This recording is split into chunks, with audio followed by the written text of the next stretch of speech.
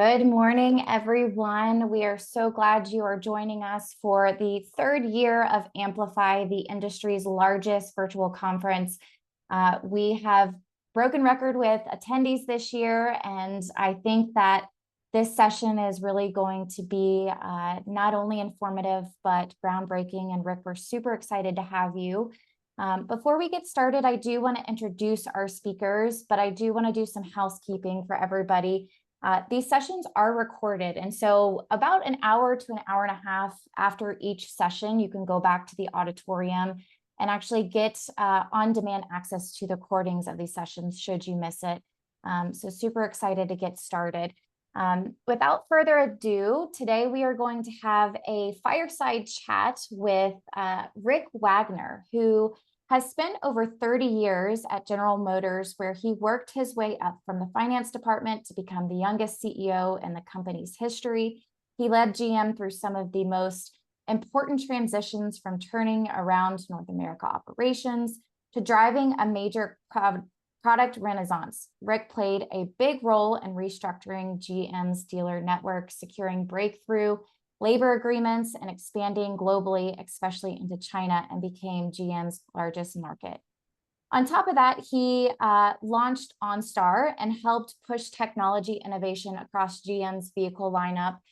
After stepping down in 2009, Rick has stayed close to the industry, advising auto tech startups, serving on several corporate boards, and staying connected globally. His experience spans every part of the business, from the factory floor to the showroom to the boardroom, and he brings a unique perspective on how the automotive world has changed and where it's headed next. Rick, we're so excited to have you. And leading the conversation today is Steve Lau, the co-founder and CEO of AutoLeap. Before launching AutoLeap, he served as co-CEO at FieldEdge alongside Ramiz Ansari. Steve holds a BBA at the University of Toronto and an MBA from Wharton School. His entrepreneurial achievements have earned him recognition as Florida's Entrepreneurial of the Year in 2018, and he's been featured in Canada's top 40 under 40. So wonderful to have you both here. Thank you so much again. And Steve, I will pass it over to you guys. Awesome. Well, thanks, Amber, for having us. And hey, everyone, and welcome. So thrilled to have you all here with us today. We have an absolutely awesome lineup for this conference. And my hope is that you walk away with a handful of practical tidbits that help you grow your business, whether it's a game-changing insight or just one small idea that makes your operations run smoother. The AutoLeap team, Amber, Dua, and the like, have all worked incredibly hard to curate some of the best domain experts in the industry. We're excited to bring their knowledge and experience straight to you. And so to kick things off, as Amber mentioned, incredibly honored to have Rick Wagoner, former chairman and CEO of General Motors, with us. Rick, absolute pleasure. Thanks, Steve. Great to be with you, and good morning to everyone, and appreciate the chance to chat with you. Awesome. So let's dive in.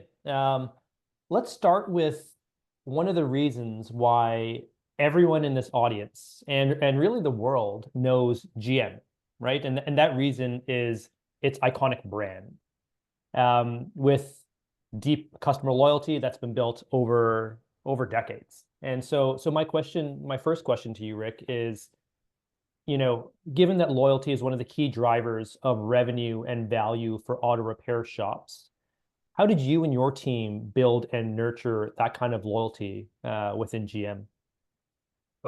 It's a great question, and I think it applies to businesses of any size. But the focus on the customer from the top of the company is just critical. Obviously, if you're leading a business, you have a lot of demands on your time, a lot of expectations, shareholders, people who finance you, et cetera, in our case, regulators. But you really have to sort of every day think, okay, we need to know our customer, satisfy our customer, exceed their expectations, whether it's in the new vehicle they buy from our dealership, or the ongoing service needs, or the desire for communication around the topic. or if we have a recall, which is no fun, but how do we get to customers and make that as easy as possible?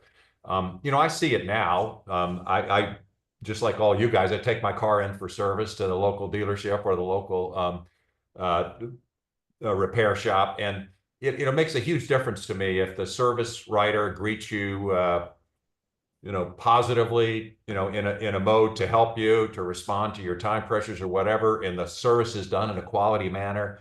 You think, I'm going to come back to this place. And so I think the focus on the customer and then delivering on the product or the service that you're offering has just got to be the sine qua non for your business. And I think if you do that, good things happen. If you don't do it, you get an alienated customer, and that's multiplied many times over because they tell their friends and neighbors. And so I think it's really important to keep that customer focus. What can I do to make my customer happy, to respond to their needs? 99% of the customers will appreciate that, and I think pay back many times over your focus on them. Yeah, no, I think that makes a ton of sense. And, getting repeat customers in this industry is one of the keys that differentiate top performing auto repair shops to sort of the rest.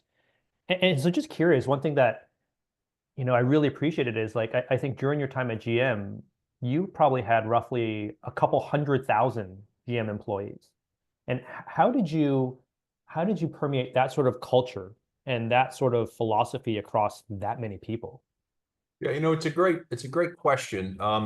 Obviously, the bigger the company, the more layers you have, and so you aren't able to touch as many people directly as you would like to. But I did. I would have to say one of the things I enjoyed most about GM is personally interacting with our employees, our dealers, our suppliers. And so to do that, I would try to literally get out of the office and go to those, whether it's go to a dealership or dealer meetings or go to a factory floor, and not just get presentations from the bosses, although you get those at factories, but go around and talk to an operator and say, what do you do and how long you've been here and blah, blah, blah.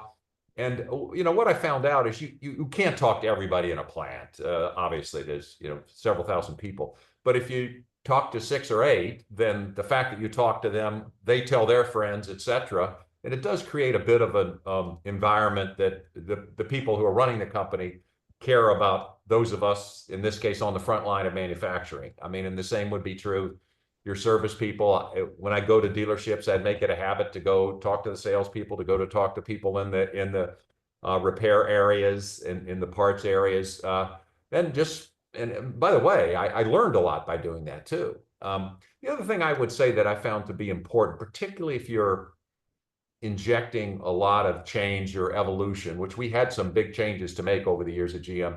I learned something from someone, which is that, you at the top have been thinking about this change for a while and have really had a chance to ruminate on it. And then when you announce it, you have to remember that the people that you're speaking to, it probably the first time they've heard it. And so do not expect that them to have had a chance to reflect on it, to embrace it the first time they hear it. And sort of the bottom line message is, he said, look, when you are talking about something that's a significant change, when you're sick of talking about it, then your employees are just beginning to understand it. And he said, what happens is that top management too often gets bored with saying this message, and they evolve their message too quickly. And the people that are affected by the message, it feels to them that management just keeps hopping around and changing their topic. So I think a consistency of communication, taking the opportunities you can, depending on the size of your business, to talk to the people who are actually doing the work of your business, to talk to your customers. It's important because of what you can learn, and it's important in a certain way symbolically, so your team understands your interest in engaging with it. Yeah, no, that resonates quite a bit. And so just curious, you talked about you leading GM through some pretty major transformations and through some pretty challenging periods.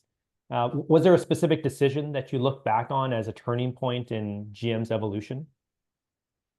Well,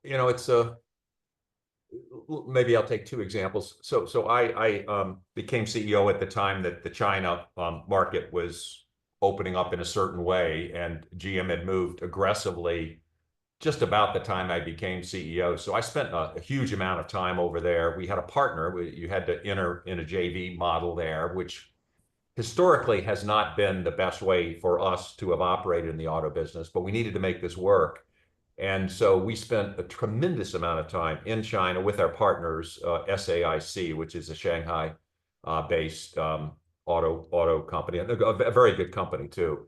And we built this business, Shanghai GM, from really nothing to at some point around 2010, GM sold more units in China through that joint venture than they sold in the United States. So the market just grew hugely. And you know what I learned there, if you got a partner, you gotta work with them, you gotta embrace them, you gotta put the time in, you gotta be willing to risk a little bit. So that's the only time in my career that we really built factories way ahead of demand.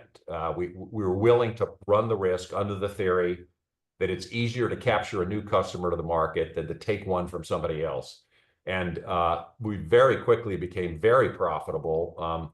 Incidentally, some of my colleagues in the union at the UAW were kind of on me a little bit about why are we doing this? And I, frankly, for the period I was there, we actually exported more components and parts to China than we imported from our China venture anyway, vehicles. And we made a lot of money. And I said, guys, we've got a pension deficit. We've got tremendous post-retiree healthcare expense. This is actually going to fund those things. It's, you know, it's a profitable investment. So that's one fond memory, and you know, a lesson learned there. The U.S.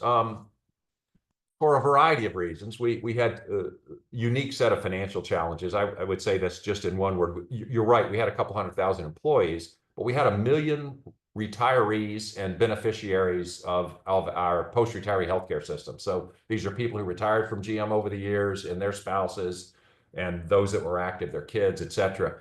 And so we really had I think I figured out at some point, sort of over a 15-year period, 93 to 2008, GM spent $103 billion paying for post-retiree healthcare and funding pensions for retirees. So to a certain extent, our obligations, but you know, didn't really do anything for today's consumers as far as making cars and trucks better. So I think as we tried to work with the unions, which we had to closely to address that competitiveness, et cetera, again, I spent a lot of time communicating with union leaders, going to plants, explaining the changes we had to make, why we had to make them. Wasn't universally popular, but I do think over time, you know, if you do what you say you're going to do and stand up for what you had promised, then I think you earn a certain credibility, and it enables more difficult things to be done than might otherwise proceed. We also, during that period, were, and I think it continues pretty much in the U.S., a consolidation of our dealership network. And so again, I found working with the dealers and the NADA proactively, hey, here's where we're going, here's why, here's the way we see you can evolve in this structure. Wasn't universally popular, but it worked pretty well. So I would say, again, the role of proactive communications, clarity, you know, directness without you know, being and politeness and respect for the people that you're dealing with, and understand their position. I mean, almost figuratively, I would say, Steve, think about what you're asking of someone, and figuratively go around and sit on the other side of the table and see what they hear from what you're saying and how it changes their historical practice, their view of the world, what they think is right. And so try to understand their perspective. It's not always easy to do, and sometimes there's just things that, you know, you flat just don't agree on. But I found that you know, if you can show some empathy and effort to understand their problems, sometimes you can find solutions that are, you know, good enough for you and good enough for them, rather than great for you and bad for them, or vice versa. Yeah, no, I think that's well said, and that's sort of, I think, an ingredient to build long-lasting relationships where you can build great things over a long period of time. One thing you said there's that sort of resonated, that I think will resonate with some of the decisions if various people in our audience are thinking about, is the investment you made in China, and investing in the future and putting out material capital and effort for something that may or may not pay off. And tying that back to our audience, there's certainly some folks in our audience thinking, hey, our shop's doing great. Should I open up another shop? But then I'm going to have to invest heavily into equipment, hire in advance, and I may not have the customers to pay for that hire, buy the real estate or sign up to a long-term lease, very meaningful investment to grow. How did you think about those sort of problems and those sort of decisions that can sort of help our audience think about those similar type of decision-making events? So, I think you almost have to start as you think about those topics, Steve, with, your best guess as to what your market is today and how is it going to grow in the future and where is it going to grow in the future? And if your market, you're in an area, let's say you're in Texas, where everything seems to be growing all the time, the demand for your services is likely to grow. And if you're in you're providing a service that, as far as I think, when you think about service shops, repair shops, I think that business is quite robust going forward, because no matter what happened, vehicles break down, need service, et cetera. And so I think you think, well, if we think the market's going to grow and we don't want to, take the risk of growing, or for whatever reason, then somebody else is going to come take that growth. And if that keeps going year after year, you may find yourself, sort of crowded around with competitors. So I think there's an element of, if being forward-footed is a way to protect your current business and grow it. And if you don't do it, you have to realize that, there are risks that someone could come and eventually expand into your area. So I think, what's the market opportunity and how do you want to present against that? The other thing that, as you get into a growth mode, I think people like to be associated with that. Your employees, now your customers, they, sometimes you say, well, I really liked it when we just said, so you have to bring them along and show them the value of expanding your business. But I think most customers will get that. Oh, you have a new location 5 miles away. That's closer to my house. Great, I can go there and get the same quality service that I'm used to from you. And then I would say for employees, I think growth presents opportunities for employees to grow themselves personally, their own careers. And I think you generally attract, the best employees if they think they have a chance to advance. And, growth is an easy way to do it. I've shrunk businesses too. And let me tell you, it's a lot easier and a lot more fun to grow a business than to shrink a business. Yeah. Sometimes you have to shrink them. Don't get me wrong, but it's just a lot more fun to grow a business, and the energy around it is so much fun. I've had a chance to work, not only with you, Steve, but a lot of other startups, and it's so much fun when they're in the growth phase and things are going well. When you hit a rough spot, it's not quite as much fun. But I do think being forward leaning yields a lot of benefits. In the end, by the way, if you can over time expand from 1 to 2 to 3 shops, the financial opportunity for you as an owner is significantly greater in not just by virtue of the volume, but your ability to deal with your suppliers. You're bringing more volume to them, so you perhaps get more preferential treatment, better pricing, blah blah blah, better payment terms. So I think size does bring certainly can bring some headaches, but it can bring a lot of advantages in a number of businesses. Yeah, no, that one thing that was interesting that I picked up through what you said was sometimes the best defense is good offense, right? And it reminds me of a quote from Mike Tyson where he says something along the lines of, "Everyone has a plan until I punch him in the face." Right. And certainly there's an element of that for sure in what you said. That's a good quote. The other thing I think about specifically the industry of many of our audiences, and we've talked about this shortage of service technicians.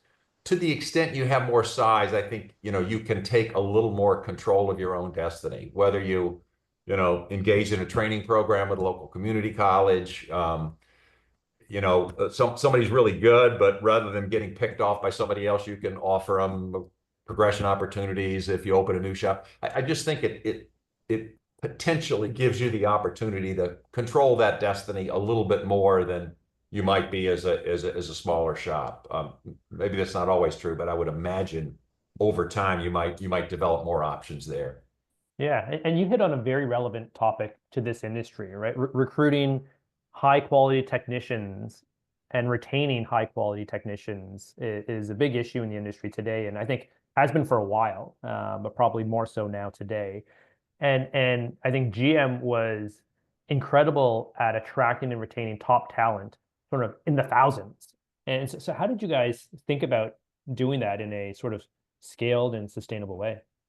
Yeah, I would say that let's be honest, the way we were able to attract people in our assembly type operations and manufacturing operations, we paid a lot, right? Because we were all around the world unionized and tended to be at the top end of wage scale. So obviously that's an easy way to do it, but not always economically viable. I would say more broadly though, people want to be with a winner. People want to be where they have opportunities to grow. People want to be at an organization where they have a chance to contribute. People want to be at an organization where they're personally respected, and where they feel the organization, if they're willing to bend over backwards to help the organization, they would expect some reciprocity. And so, I think those kind of principles apply at all levels. And so if I were, the owner of a service shop, I would certainly regularly try to communicate with all my employees, get to know them, engage with them, understand what issues are on their mind that I might be able to respond to in a way that, doesn't financially disadvantage my business, but they would really appreciate it. This is a gross generalization, but I spent, enough time in dealership service departments to know that a lot of the best technicians, they really like to feel like they're in control of their project. They want to do it, their way, which is increasingly hard with the technology involved. But to the extent you can have people have that kind of pride in their work and recognize it, it can be helpful. I never cease to be amazed, and I've seen this in a number of industries now, but things that, as you get up the ladder of an organization, you're busy, et cetera, but doing things like employee appreciation days, or, we're closed on a Saturday and we're going to have a barbecue and all the employees can bring their families in, and, stuff like that is more effective than I might have thought in engendering loyalty and pride in a business. And I know probably everybody who's listening to this does that kind of thing, but it just gives more of a family feel, an engagement feel, and I think I'd certainly be spending enough time. I've read about some dealerships who do this, like every month they have some event or barbecue or family thing. I don't know if you need to do that much, but it tells me that they view that as a real way to attract and maintain, talent in their workforce. Yeah, I can certainly see that. It just, in many ways, it gives the opportunity for you to show your team that you're thinking about them and that you also care about them.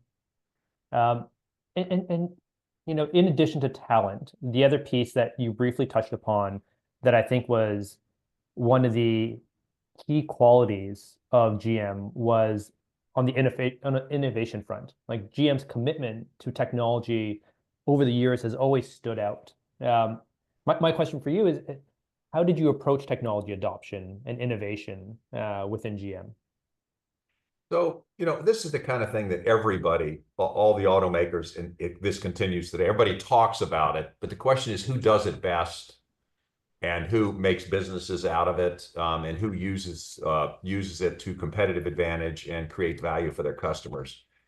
And, I think if I just critique in general the auto industry, because it's such a big industry, so much scale, we tend to do things in big steps and spend a lot of money doing it, a new technology, and then if it doesn't work, you haven't moved the ball forward. And what I've learned is I've involved more with startups and software is this idea of trying some different stuff on a smaller scale, and if it doesn't work, okay, you've learned from that. Then how do we do it better the next time? So I think just stepping back to your question again, if any company is going to be a leader in technology, it has to come from the top, and it has to be consistent, because when times get tight, and they always do, if the economy is cyclical, it's easy to cut innovation money, because that is not affecting today's and tomorrow's bottom line. And so I think there's a a conduct or a style of leadership that shows that commitment. There's got to be, you've got to attract the talent that is able to come up with the right innovations and be motivated. And you've got to instill in the rest of your organization the value of this rather than sort of, oh, that's taken away from my engineering budget because they're spending on that. So, I'd say, a fun thing that we did at GM, you mentioned it in the intro, was we created OnStar, which at the time was just, I mean, you couldn't believe that that could be done. The reason we figured it out is we owned Hughes then, the satellite company, and we owned Delco Electronics. And so we probably, and this wasn't me, but we had smart people who figured out, if you use the satellite communication capability, the electronics capability, we can actually communicate with vehicles real time. And back in the 1990s, that was earth shaking. I mean, that was like, what are you talking about? And it was so much fun to get that business up and going. I still keep up with the guy who was our first managing director, that Chet Huber. And I remember visiting in the first device they had that could communicate. We jokingly said it looked like a Thanksgiving turkey. I mean, it was huge. But over time it evolved, and it got to be a great business for GM. So, I would say that was a case of we kind of innovated the right way. We started small. We didn't spend a lot of money. We learned a little bit. And that worked well. One that, if I could have it again back, I would do it differently, was the EV1, which, if you remember, back in the mid-90s, GM committed to and came out with an electric vehicle, which at the time was really quite a technological marvel. Batteries were nowhere near in capability what they are today. So it was a sort of a different assignment. But, we did it in what I had to say a typical auto fashion. We way over invested, and we ended up spending massive amounts of money to do this. And everybody said they wanted EVs. And then I joked that then we leased the first 200 out and we couldn't find the next customer. And so, we had spent a massive amount of money. We were early, way too early for the market. But, if we'd have done that on a less capital intensive way and did our 200, and okay, what did we learn from that? And, then we could continue to evolve that. But as a result of that not great experiment, and again, I take ownership, and GM owns the way we did that. But, it kind of soured us on batteries for a while, and then we moved heavily into fuel cells, which seemed to be coming along. But it took until the sort of end of my GM career, which would have been 8 or 9 years later, when we actually got back heavy into batteries. I'm just thinking, if we'd have through that time spent less but kept going on that EV1 and evolving, I think we'd have been ahead of the market by a lot more than we were. No, thanks for sharing that. I remember very fondly those OnStar commercials, and remember first seeing it, and it felt like magic. Like this magical voice is talking to you in your car, and like, where did this come from? Truly something special back then, and very innovative. So I remember vividly going to one of my kids' sporting events, and I had a guy who drove me, and we had OnStar in the car, and so he was talking to some guy at the game. He would always sit in the stands with me and yell at my kids and for him. We had a great relationship.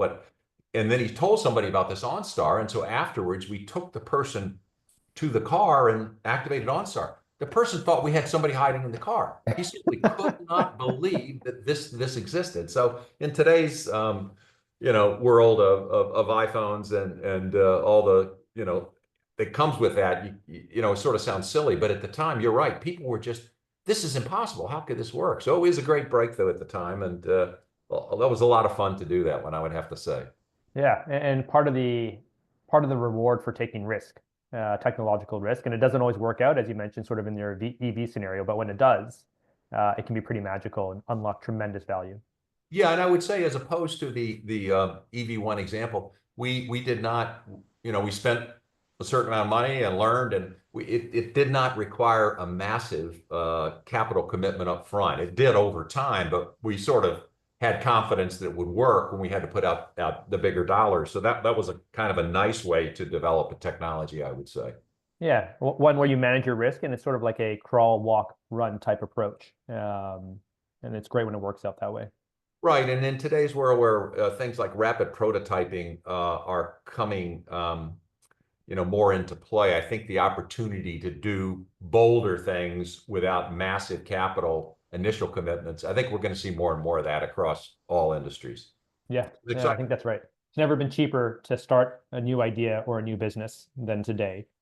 And so one of the things that, I think our audience would empathize with is knowing firsthand, a big technology change isn't easy. A lot of these folks in the audience have changed, from pen and paper to workflow software, or gone from server-based software to something more modern.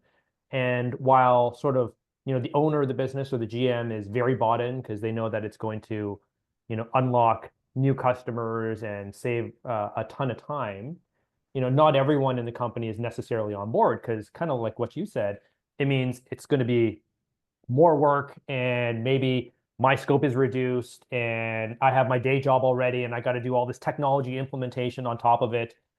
Any sort of words of advice for these folks uh, in terms of how to successfully get through this change management for something as disruptive and meaningful as changing your workflow software?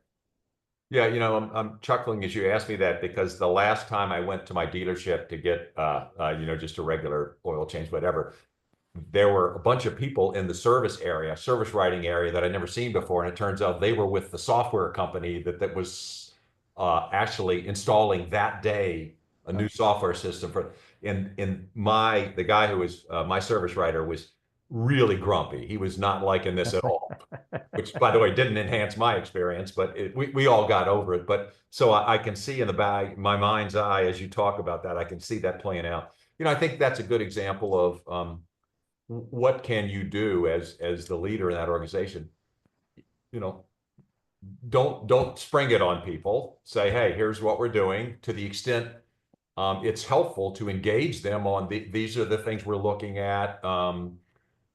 This is, we have options. We're looking at these options. What do you think? Or what are your suggestions for how we implement it? Is a better way to do it, worse way to do it? I think to the extent you can engage the people that will be affected by it in those kind of things, they'll feel a little more ownership. Having adequate resources to help them, not skimping on that. So maybe it costs you a little bit up front to get it up and running, but if you're convinced that it makes their life easier once it gets up and running, you got to just get over that hump.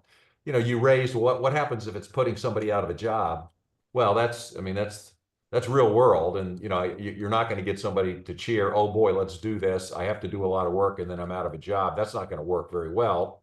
Obviously, the solution is, do you have another job for them that you can train them for? If that's an option, go hard at that. If there's not, then okay, you got to be fair with them financially and bend over backwards. As long as we need you, we're going to give you, recognize your contributions, and I put that in the, and if we can help to place you elsewhere or give a recommendation, that's put that in the category, you do what you can. Sometimes as business leaders, your choices are, not good and awful. And so you got to take the not good one and do it, in the most, human focused, employee focused way you can. But sometimes we're paid to make those tough calls, or we have to make those calls for the good of the overall business. And, candor, honesty, empathy, that's what you can do.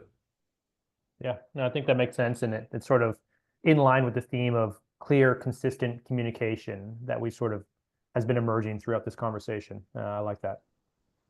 And so now I want to zoom out a little bit into the broader market, and perhaps the first topic I kind of want to address is one that's quite recent in the news, and that is of tariffs, right? And so just curious, your thoughts. Obviously your experience in the automotive sector is incredibly deep, and you still keep very close tabs globally on a global scale.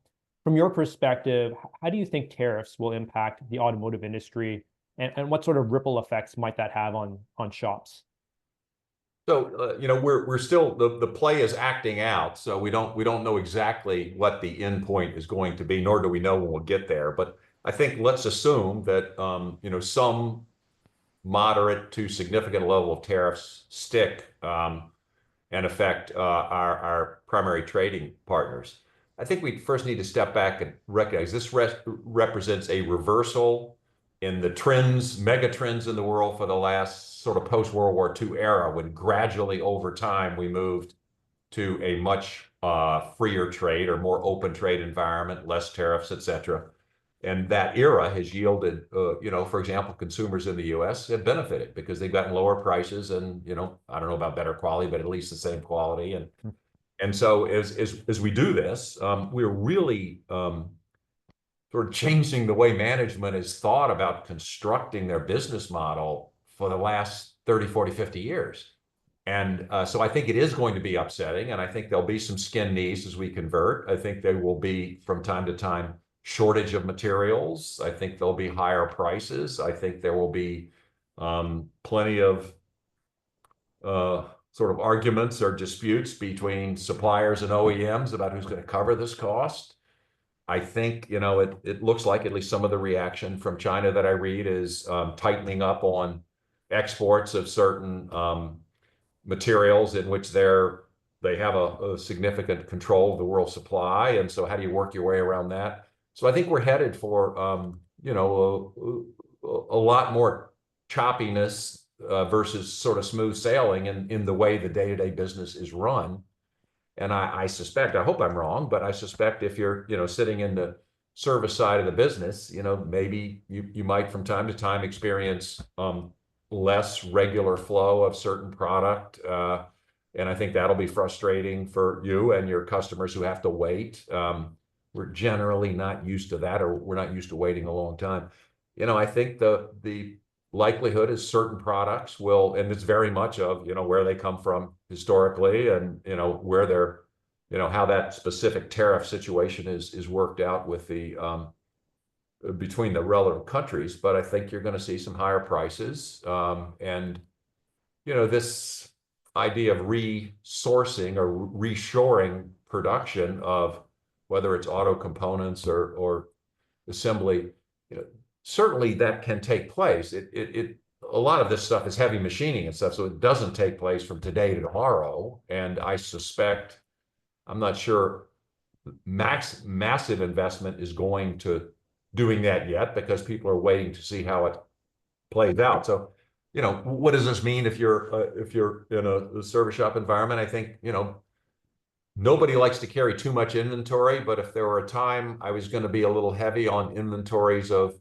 parts that I know are critical, that I have a sense are hard to get, I guess you could just go look at the part and say, where was it made, and draw your conclusions from that. But, I'd probably be a little bit forward leaning on that, more so than normally. Again, you don't like to alienate your customers, but if you get price increases for components, I don't think you can assume those will go away. So, you got to get them into your system and, put on your flak jackets for any customer reaction. But I think we're going to be in that world. And the other thing I'd say is I just don't know, once this is started, maybe it calms down, but I think it's hard to see that we go back to where we were. The issue's been raised, actions have been taken. I think certain feelings have been understandably bruised, and so it's hard for me to see that we go back to where we were. And so I think we all need to A, read the news every day, B, understand where our products that we buy, where they come from, and then C, prepare to operate our businesses in this new environment. Which is not, in my view, it's not settled yet at all. It's still bumpy. So, this is the time when, pays to be agile, smart, do not assume business as usual. And, we were talking a little bit about investment. If I had a big investment planned in something, I'd sure want to understand that, as this uncertainty settles out, is that investment going to be impacted in any way by this sort of massive change in economic philosophy that surrounds us. So it's a time for people to really pay attention, be agile, be open-minded, be creative and smart, and not just be comfortable with business as usual as the likely outcome. I'm sorry to say it, because I do think the model that we've had has served consumers well. I think it's generally been constructive for macroeconomic growth, which is good for everybody. I would acknowledge that certain categories of workers, for example, in the U.S., have been disadvantaged by these policies, and maybe the remedial treatments of that have not lived up to the promises that were made. So I'm not naive in that, but I do think we're going into a different era, and we've got to be thinking about that. I just have to say, Steve, at this point, I'm glad to be a former CEO of an auto company, telling people what they should do, rather than a current CEO of an auto company trying to figure out what to do. They're normally tough jobs. These are tougher than normal today. These are very challenging things to think through. Yeah, and it's and it changes drastically. It feels like minute by minute. And so I do not envy leaders of automotive companies today. That's for sure. And another major trend, and sort of last few questions here, just coming up on time. Another major topic, rather, of discussion in this space is sort of this issue of right to repair. Do you think there is very meaningful resistance from manufacturers on right to repair, and how do you think this issue plays out if you had this magic crystal ball? Yeah, I think my sort of detailed knowledge of this is somewhat dated, to be honest. So let's start with that. But I think let me say the legitimate concerns of manufacturers have been things to do with warranty periods, or even outside of warranty periods, incorrect repairs made with parts that aren't certified, could eventually get into safety issues. So legitimate concern. I would also acknowledge that probably there were some economic aspects of that too, which where people were interested in protecting, and in fact in the whole value chain, dealers as well. But my sense is kind of we're moving to a world where the protection of the end consumer is being thought about more and more, and I would also say the things that can be done to address concerns about quality or safety are ever more present. And so I think the trend is likely we'll see, and I think it's probably going to continue to go state by state as far as I understand. We're going to see this move along a track which is less constrictive than the past, let me put it that way. Now, how far it ends up, I don't know. What about new technologies like electric vehicles and autonomous driving, and the massive application of sensors all around the vehicle for everything? How does that impact that? That those factors would say maybe some of this slows down a little, at least until the general knowledge of how to deal in that new world becomes clearer.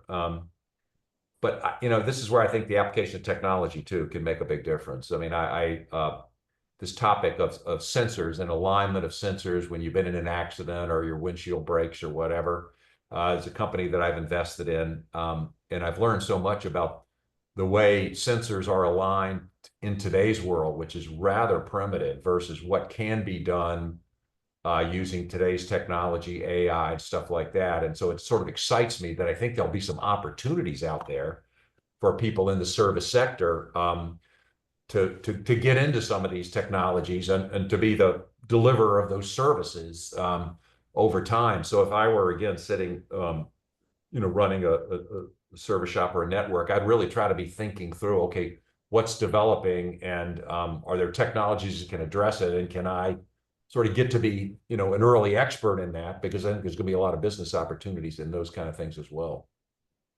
Yeah, no, that makes sense. And just going back to your crystal ball one more time, if you were to give your predictions for the auto industry over the next 5 to 10 years, any sort of common themes that you think will emerge over that period of time?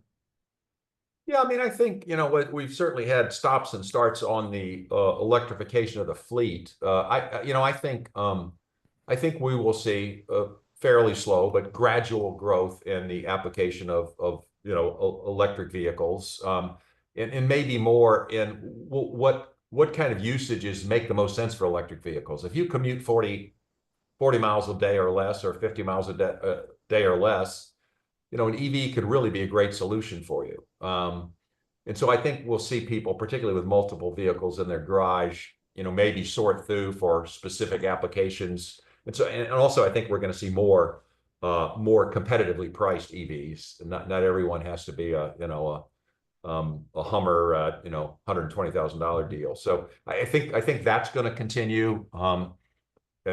Probably not at the pace that some people envisioned a few years ago, but I think there are some legitimate applications. I've got one EV, by the way, and it's fun. My wife and I always argue about who gets to drive it. Since it's her car, she drives it most of the time, to be honest. But we never charge. We only charge it at our house, so we had to relocate it and went through that. I'm on the board of ChargePoint. In full disclosure, there's a lot of investment that needs to be made in the charging network outside of California, and some other states. So I think that's going to be a trend. This trend to autonomy is real, and again, was initially oversold, going back to the late teens. Within 5 years, everybody's going to have fully autonomous cars. That obviously hasn't happened, but the technologies continue to advance. The things like the services, the Waymo services in San Francisco and Phoenix, that's now being rolled out to another number of cities. That feels like a business model that's going to work over time. And I think you'll see also in certain other applications, the highway trucking and stuff, you may see more application of autonomous technology there. The application of software is going to continue to expand across vehicle capabilities. And there's some exciting startups that I'm engaged with that are trying to figure out ways to have individual developers develop apps that can be used on cars, like your phone. And so that's a wildly different way of thinking about it. So I just think those kind of things are going to continue. Meanwhile, for the traditional OEMs, I think, the business doesn't get easier as you have a multiplicity of propulsion systems rather than just ICE engines. If you have to offer EVs, ICE in certain category, internal combustion engines, and also hybrids models, which seem to be the interesting thing of the day, investing in this autonomy, or at least having the vehicle capable of using autonomous systems. That's a road that we're on, but it's going to take, it's another thing that requires hard work and a lot of smart people. So I think for the traditional OEMs, that it's good, the world is not necessarily going to get easier.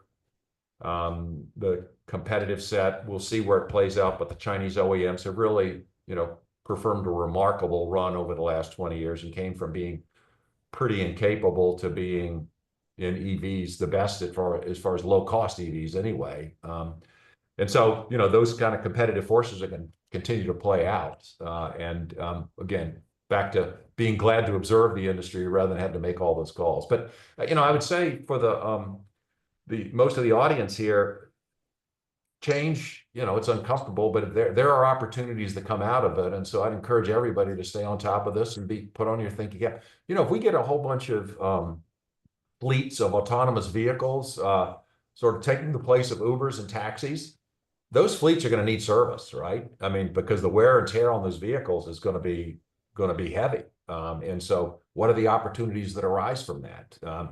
I think we're still learning what are the things about electric vehicles that need more frequent repair than we thought, things of that sort. So these opportunities are going to be there. These vehicles are not going to be bulletproof. These systems are not going to be bulletproof, and as much as people try to make them, at least for a while. So opportunities, but challenges if you're sort of sitting in the driver's seat at GM, Ford, Stellantis, even Toyota, Volkswagen. These are a lot of changes to deal with there. Yeah, no, I think I think that sort of wraps up our time here. But I mean, there's no shortage of change in this industry, and while change can be scary, like you said, Rick, it also brings upon a tremendous amount of opportunity, as long as you keep an open mind. And I think that presents, can be a pretty exciting times for folks in this in the audience here. And so, on behalf of everyone here and on behalf of AutoLeap, just want to thank you for joining us today. And I want to thank the audience for joining us today as well, too. I hope you all found value in the conversation and that you're walking away with some new insight to help you grow your business. A huge thanks to Rick again for sharing his incredible experience and perspective with us. It's not every day you get to hear from someone who's helped shape the automotive industry on such a massive scale. So Rick, thank you again. Really appreciate your time and wisdom today. And for everyone tuning in, remember that we here at AutoLeap, we're here to support you and your business every step of the way. So we look forward to continuing to provide the tools and the insights to help you thrive in, as we said, an ever evolving and changing industry. So thanks again, and hope you enjoyed the rest of the conference. See you, everyone. Thank you, Steve. Thanks all.